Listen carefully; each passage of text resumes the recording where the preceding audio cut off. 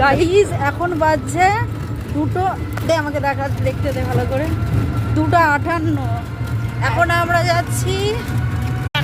যাচ্ছি বড় মার কাছে পুজো দিতে। আমি, আমার বোন, সঙ্গে আমার ভাই আছে। কেটে হবে গাইস, আমরা কেটে যাচ্ছি নৈহাটি। ফাইনালি আমরা চলে এসেছি স্টেশনে। চলো দেখা হচ্ছে তাড়াতাড়ি। আমরা ট্রেনে উঠে আবার ভিডিও করে দেখাবো তোমাদের।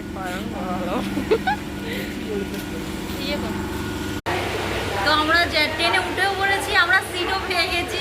ট্রেনে কেউ নেই, শুধু আমরাই যাচ্ছি। ট্রেনটা আমরা রিজার্ভ করেছি, পুরো ফাঁকা, খালি আমরাই বসে আছি।